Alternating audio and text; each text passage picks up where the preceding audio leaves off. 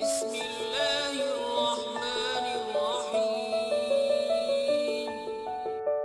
अल्लाह के नाम से जो बड़ा मेहरबान निहायत रहम वाला है।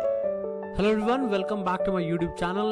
In the last session we had a discussion on traditional methods of performance appraisal in which we measured first few methods, and in this particular session we'll be taking it further and we'll be discussing the rest of the methods.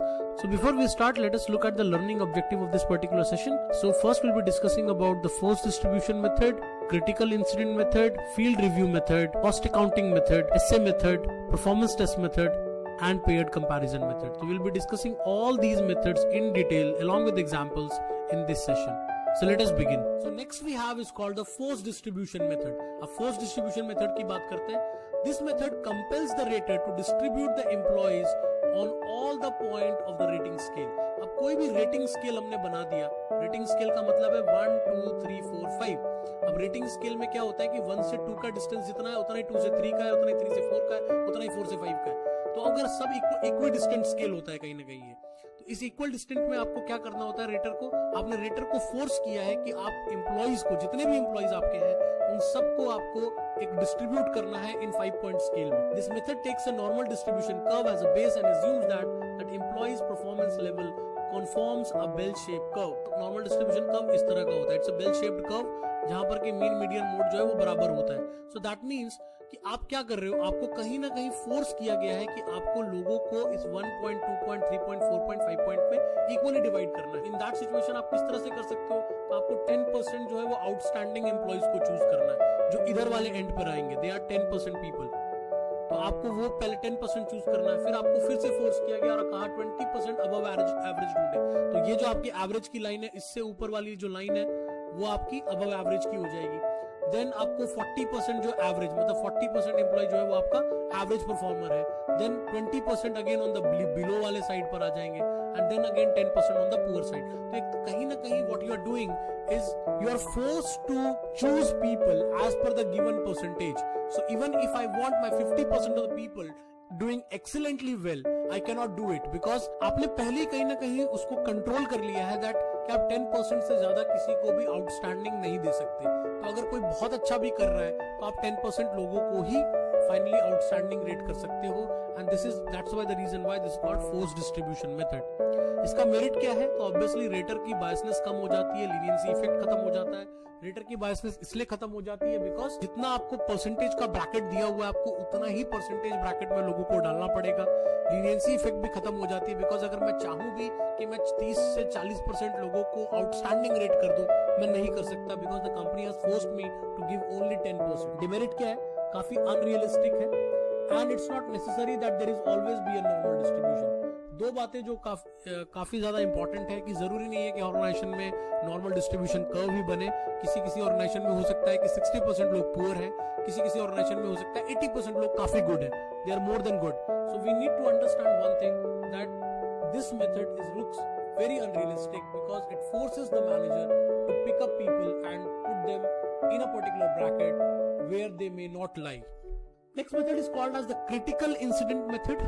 इस method में क्या होता है, this method focuses on a certain critical behaviour of an employee that makes all the difference between excellent and poor performance on a particular job. तो हर organisation में ना कुछ क्रिटिकल इंसिडेंट्स होते हैं. क्रिटिकल इंसिडेंट सक्सेस के भी हो सकते हैं, फेलियर के भी हो सकते हैं. फॉर एग्जांपल, अचानक आपका प्रोडक्ट मार्केट में बैंड हो गया, अचानक आपके प्रोडक्ट में कोई क्राइसिस आ गया, अगर अचानक आपके प्रोडक्ट में कोई किसी तरह की प्रॉब्लम आ गई. इस तरह का प्रॉब्लम किसी कंपनी के साथ कभी भी आ सकता है. सिमिलरली आपके साथ काफी सारे फेवरेबल क्रिटिकल इंसिडेंट्स भी हो सकते हैं. तो वहां पर हम करते हैं कि हम बेसिकली एम्प्लॉय का बिहेवियर क्रिटिकल इंसिडेंट्स में जज करते हैं कि किस क्रिटिकल इंसिडेंट के टाइम पे वो कैसा बिहेव करता है. क्या उसकी परफॉर्मेंस एक्सीलेंटली अच्छी हो जाती है या वो पुअर परफॉर्म करता है, क्या उसने आउट परफॉर्म किया या वो स्ट्रेस में आ गया और उसने अच्छा परफॉर्म नहीं किया. हम उसके बेसिस पर डिसीजन लेते हैं कि कोई पर्टिकुलर एम्प्लॉय कितना अच्छा है. Such critical incidents are recorded by the superiors as when they occur. जैसे ही कोई क्रिटिकल इंसिडेंट होता है, जिस हिसाब से लोग बिहेव करते हैं, जिस हिसाब से लोग काम करते हैं, उस हिसाब से सुपीरियर आपकी रेटिंग कर देता है. Example, suggested a new idea registered a change, help the co-worker, इस तरह के कुछ चीजें इंसिडेंट्स हो सकते हैं। फॉर एग्जांपल कोई नया आइडिया दे दिया आपको किसी एम्प्लॉय ने, तो आप उसको आइडिया के बेस पे रेटिंग करेंगे। अगर किसी ने कोई चेंज को रजिस्ट कर रहा है, कोई कंपनी नई टेक्नोलॉजी लाना चाह रही है बट कुछ एम्प्लॉयज को रजिस्ट कर रहे हैं, तो ऑब्वियसली ये नेगेटिव है, तो ये उसके हिसाब से आपको रेटिंग होगी। थर्ड होगा कि हेल्प द कोवर्कर, आपने एक वर्कर को हेल्प की, अपने कलीग्स की मदद की, वो भी एक क्रिटिकल इंसिडेंट है। तो इस तरह के काफी इंसिडेंट होते हैं पॉजिटिव एंड नेगेटिव, उसके बेस पे हम जजमेंट करते हैं। इसका मेरिट क्या है? It evaluates actual job behaviour. Obviously जो भी बिहेवियर आप जज कर रहे हो वो सिर्फ जॉब से रिलेटेड है, कोई पर्सनालिटी रिलेटेड नहीं है, वो सिचुएशन रिलेटेड है, तो ये इसका फर्स्ट मेरिट है। दूसरा, it eliminates the recency effect. चूंकि आप उसको जिस तरह से वो इंसिडेंट हो रहा है उस इंसिडेंट के हिसाब से आप उसकी रेटिंग कर रहे हो, तो वहां पर क्या होता है, रिसेंसी इफेक्ट कम हो जाता है। रिसेंसी इफेक्ट मतलब कि किसी ने 2-3 महीने काम किए और उसी हिसाब से पूरे साल का अप्रेजल ले गए। ये ज्यादातर ऑर्गेनाइजेशन में होता है, क्योंकि वहां पर लोग क्या करते हैं कि जैसे ही उनका अप्रेजल का टाइम आने लग जाता है वो ओवर टाइम करना शुरू कर देते हैं, बहुत ज्यादा अच्छा काम करने लग जाते हैं, जिससे कि बायसनेस क्रिएट होती है और लोगों को लगता है ये तो सालों भर काम कर रहे थे, तो बल्कि जबकि ऐसा नहीं होता। और ये इफेक्ट आपको इलेक्शन में भी देखने को मिलता है कि जब हम इलेक्शन की वोटिंग करने जाते हैं तो आप देखेंगे इलेक्शन के टाइम पर गवर्नमेंट बहुत ज्यादा अच्छा काम करने लग जाती है, क्योंकि वोटर्स में भी रिसेंसी इफेक्ट देखने को मिलता है। Let's talk about demerit. Demerit की बात करते हैं तो काफी सारे negative incidents can generally get more noticeable. अब जनरली इसमें प्रॉब्लम क्या आ जाती है कि पॉजिटिव इंसिडेंट्स और नेगेटिव इंसिडेंट दोनों आकर करते हैं ऑर्गेनाइजेशन में, लेकिन पॉजिटिव वाले उतना याद नहीं रहते, नेगेटिव वाले ज्यादा याद रहते हैं। और सिंस नेगेटिव वाले ज्यादा याद रहते हैं तो उसमें जो अच्छा परफॉर्म कर जाता है उसको अप्रेजल मिल जाता है, और जो लोग पॉजिटिव में अच्छा भी कर रहे होते हैं कई बार वो रह जाते हैं। The next method is called as the field review method. In this method the appraisal is done by someone outside the SSC own department, usually from corporate head office और एचआर डिपार्टमेंट। इस method में सबसे ज्यादा important क्या है कि यहाँ पर जो अप्रेजल दिया जाता है वो किसी थर्ड पर्सन द्वारा दिया जाता है। वो थर्ड पर्सन किसी कॉर्पोरेट ऑफिस का भी मेंबर हो सकता है, एम्प्लॉई हो सकता है, कोई सीनियर मैनेजर हो सकता है, या फिर एचआर डिपार्टमेंट का कोई सीनियर हेड हो सकता है। तो वो थर्ड पर्सन कर रहा है, मतलब जो सुपरवाइजर है वो आपको रेट नहीं कर रहा, जो आपके जो इमीडिएट बॉस है वो आपको रेट नहीं कर रहा, बल्कि एक इंडिपेंडेंट पर्सन आपको रेट कर रहा है। The outsider reviews employees record and holds interviews with the ratee and his superior also. अब वो करता कैसे है, तो एक तो वो आपका पूरा ट्रैक रिकॉर्ड देखता है कि आपने पूरे एक साल में कितना काम किया है। इसके अलावा वो एक इंटरव्यू भी करता है with from the employee as well as from the superior, जो उसका रेट करने वाला है उसके भी व्यू पॉइंट ले लेता है, एम्प्लॉइज के भी व्यू पॉइंट ले लेता है, और उसके बेसिस पर वो आपके ट्रैक रिकॉर्ड को देख के फाइनल जजमेंट सुनाता है। This method is primarily used for making promotional decisions at the managerial level. ज्यादातर केसेस में ये प्रमोशन के लिए यूज किया जाता है। अगर आपको मैनेजरियल पोजीशंस के लिए किसी को प्रमोट करना है तो वहां पर ये मेथड काफी अच्छा काम करता है, क्योंकि आपके इंडिविजुअल बायसनेस को कहीं ना कहीं कम करता है। इसका मेरिट क्या मिलेगा? Useful. It is useful when comparable information is needed from employees in different location और प्लांट। ये तब बहुत ज्यादा हमें हेल्प करता है जब हमें डिफरेंट लोकेशंस और डिफरेंट प्लांट्स के लिए एम्प्लॉइज को प्रमोट करना है, तो वहां पर हम आप इंफॉर्मेशन को कंपेयर कर सकते हैं। तो आप इंफॉर्मेशन को कंपेयर करके जिसने जिस तरह का काम किया उसको उस तरह का अप्रेजल दिया जा सकता है। On the other side, the major demerit of this method is outsider are not familiar with the actual working condition. अब जो आउटसाइडर होता है, चूंकि वो बाहर से आया है, तो कहीं ना कहीं वो आपके एक्चुअल वर्किंग को नहीं देख पाता, वो तो बस ट्रैक रिकॉर्ड को देख रहा है। जैसे आप किसी स्टूडेंट का रिजल्ट देख रहे हैं, तो अगर कोई स्टूडेंट का सिर्फ आप रिजल्ट देख रहे हैं, आपको नहीं पता कि वो पूरे सेमेस्टर में या पूरे ईयर में उसने कैसा परफॉर्म किया है, वो वही टीचर बता सकता है या वही लोग बता सकते हैं जिन्होंने उसको पूरा साल परफॉर्म करते हुए देखा है। तो आप किसी एक पैरामीटर के बेसिस पे इसका जजमेंट लेंगे तो ऑब्वियसली वो डिमेरिट में काउंट होगा। Apart from this, employees actual behaviour is not observed rather interview taken. अब यहाँ पर एक्चुअल बिहेवियर तो आप देख नहीं रहे, आप एक इंटरव्यू कॉल करते हैं, उस इंटरव्यू में जो जैसा परफॉर्म करता है उसके हिसाब से उसको अप्रेज कर देते हैं। तो उस सिचुएशन में ऑब्वियसली जो चीज जज होनी चाहिए थी वो जज नहीं हुई। जैसा कि टीचिंग प्रोफेशन में भी देखने को मिलता है कि हम टीचर को ना क्लास में टीचर कैसा पढ़ाता है कभी इसके बेस पे जज नहीं करते, हम जज करते हैं किसी इंटरव्यू में उसको बुलाकर उससे 2 डेफिनेशन पूछते हैं कि बता भाई what is marketing, what is human resource planning. इस तरह के दो डेफिनेशन बता देता है, हम उसको सिलेक्ट कर लेते हैं या उसको अप्रेज कर देते हैं। ऑब्वियसली आपने वर्किंग कंडीशन में तो उसको देखा ही नहीं है। अगर आप वर्किंग कंडीशन में जाके क्लास में उसको ऑब्जर्व करते शायद बेटर आपको रिजल्ट देखने को मिलता। The next method is called as the performance test method. Performance test method में क्या होता है? With a limited number of jobs, employee assessment may be based on test of knowledge or skills. हम काफी बार employees क्या करते हैं कि rather than looking at your behavior or looking at ratings, वो आपका सीधा एग्जाम ले लेता है, एक टेस्ट ले लेता है, और बेस्ड ऑन योर टेस्ट जो भी आपका स्कोर आएगा, जो भी वो आपके नॉलेज के असेसमेंट कर लेता है. The test may be a paper pencil based or it could be an actual demonstration of skills. ये दोनों तरह के टेस्ट हो सकते हैं. फॉर एग्जांपल आप पेपर पेंसिल पे भी कोई एग्जाम ले सकते हैं, या फिर कई बार आप स्किल्स को डिमॉन्स्ट्रेट करते हैं कि आप क्लाइंट को कोई प्रोडक्ट बेच के दिखाओ, आप क्लाइंट के सामने कोई प्रेजेंटेशन दे के दिखाओ, उस सारी चीजों से भी आप असेसमेंट करते हो. The test must be reliable and validated to be useful. सबसे इंपॉर्टेंट पॉइंट यहाँ पर क्या होता है, जो टेस्ट मेथड आप यूज कर रहे हो उसका रिलायबल होना बहुत इंपॉर्टेंट है, क्योंकि अगर आप रिलायबल नहीं है तो what would happen is that you will not be able to make sure that आपने जो मेथड यूज किया वो सही यूज किया है, क्योंकि स्टैंडर्डाइजेशन नहीं हो सकती. तो टेस्ट एक रिलायबल टेस्ट हो, ये बहुत इंपॉर्टेंट है, और वैलिड टेस्ट भी होना चाहिए. मेरिट क्या है? Test are more apt to measure potential than actual performance. एक मेजर मेरिट ये है कि टेस्ट से काफी चीजें जज की जा सकती हैं, और कई बार आप पोटेंशियल भी चेक कर पाते हैं. अगर किसी को अच्छी जॉब की नॉलेज है तो वो यहाँ पर काफी बेटर निकल कर आ जाता है.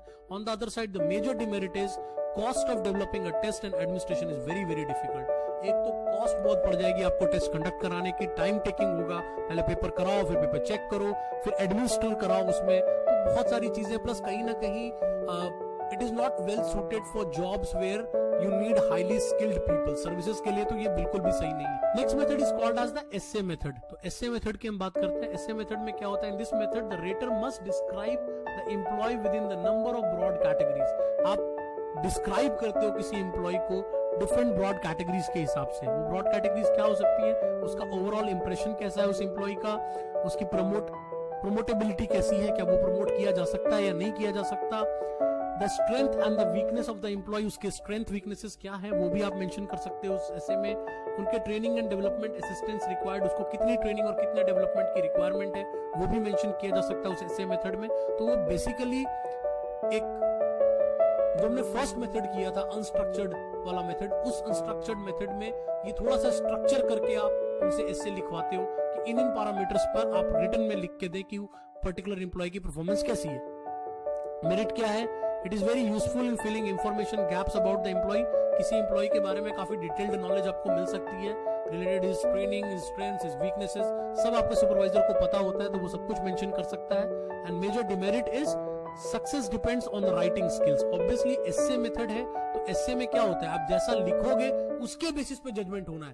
दैट मीन्स अगर कोई बहुत अच्छा लिखता है तो वो किसी के बारे में बहुत अच्छा लिख सकता है. ऑन द अदर साइड कुछ लोग शायद उतना बेटर ना लिखे, इवन दो उनको पता है कि एम्प्लॉय अच्छा है बट वो लिख नहीं पा रहे, तो ये एक प्रॉब्लम हो जाती है. Second, it's a time consuming process, because इसको एसेस भी करना मुश्किल है. एक तो पहले कोई लिखेगा, फिर उसके बाद आप उसको डिटेल में पढ़कर एनालाइज करेंगे, तो obviously it will be a tough task. Third, success also depends on the memory power of the reader. अब सिंस आप एस्से मेथड यूज कर रहे हैं, आपको सोच कर किसी एम्प्लॉय के बारे में लिखना है, तो आपको अपने मेमोरी पर बहुत ज्यादा जोर डालना पड़ेगा कि उसका ओवरऑल परफॉर्मेंस कैसा रहा है, ओवरऑल इंप्रेशन कैसा रहा है. उसमें काफी सारी बातें हो सकता है आप भूल भी जाए, जिसका कि जिक्र उस एस्से में ना आ पाए. The next method is called as the cost accounting method. So in this method the performance is basically judged on the monetary returns of an employee yields to his or her organization. अब यहां पर आप कैसे judgement लेते हो? आप judgement लेते हो इस बेसिस पे कि किसी एम्प्लॉय जिसको मैं सैलरी दे रहा हूं, उसकी वजह से मेरी ऑर्गेनाइजेशन को मॉनेटरी बेनिफिट कितना हो रहा है, कितना पैसा मुझे मिल रहा है, जो इन्वेस्टमेंट मैं उसके ऊपर कर रहा हूं इन टर्म्स ऑफ सैलरी या इन टर्म्स ऑफ बोनस, जो भी मैं उसको दे रहा हूं, क्या उससे मुझे रिटर्न मिल रहा है. अगर मुझे उसका मॉनेटरी टर्म्स में अच्छा रिटर्न मिल रहा है तो मैं उसको अप्रेज करने के बारे में सोचूंगा. A relationship is established between the cost included in keeping the employee and the benefits the organization derives from his or her services.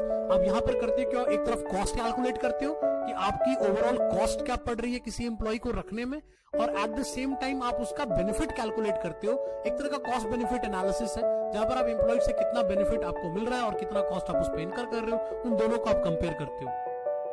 Performance of the employee is then evaluated based on the relationship between the cost and the benefit. अगर cost ज्यादा है और benefit कम तो employ का appraisal नहीं होगा, अगर benefit ज्यादा है और कॉस्ट कम तो ऑब्वियसली उसको अप्रेजल मिल जाएगा. What is the merit?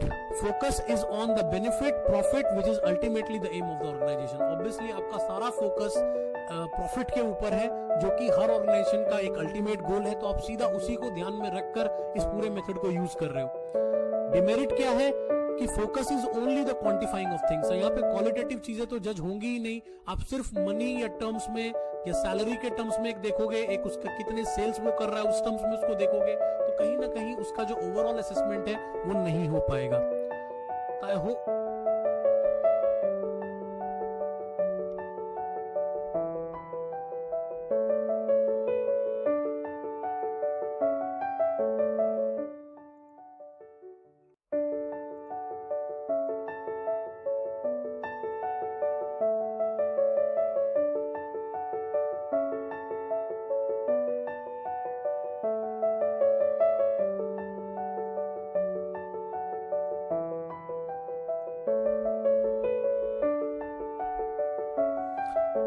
Another method or traditional method is called as the paired comparison method. In this method, the appraisal compares each employee with the every other employee one at one time. अब यहाँ पर again comparison होता है, but one at one time. एक time पर आप compare करते हो। एक example लेते हैं इसका। There are 5 employees named as A, B, C, D, E. The performance of A is first compared with the performance of B, and then the decision is made about whose performance is better, and then A is compared with C, D, E in that order. तो सबसे पहले आप A को B से compare करते हैं, अगर A अच्छा है तो फिर A को C से, फिर उसी तरह से अगर C अच्छा है तो C को D से, इस तरह करके आप एक टाइम पर एक कंपैरिजन को लेकर आप मल्टीपल कंपैरिजन करते चले जाते हो। The number of comparison is made on the formula के बेस पर ये होता है, तो n(n-1) divided by 2 where n is the number of employees। तो जितने नंबर ऑफ एम्प्लॉइज आपके पास होंगे उसके हिसाब से आप कैलकुलेट कर सकते हो। फॉर एग्जांपल यहाँ पर कितने कंपैरिजन हो जाएंगे, 5 एम्प्लॉई है तो 5 divided by 2, it will be almost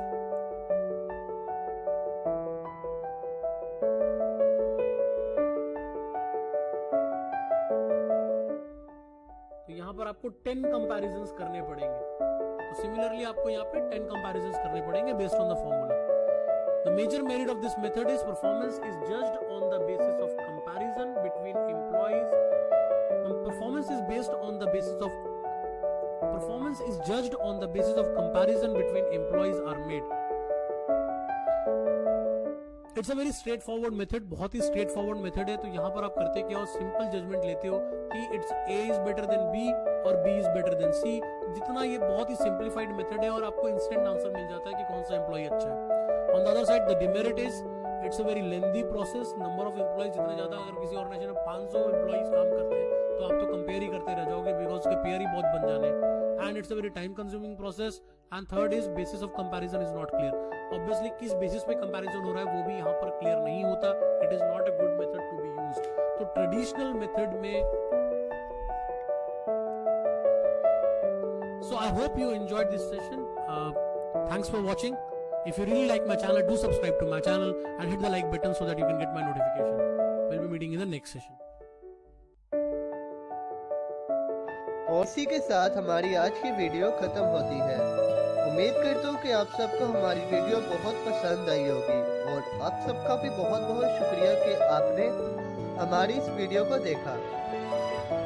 हमारी इस वीडियो को लाजमी लाइक करिएगा और इसको अपने फ्रेंड्स के साथ भी लाजमी शेयर करिएगा, और हमारे चैनल को भी लाजमी सब्सक्राइब करिएगा, ताकि हम इसी तरह की और अच्छी तरह वीडियोस को बनाकर आपके सामने लाते रहें। खुदा हाफिज।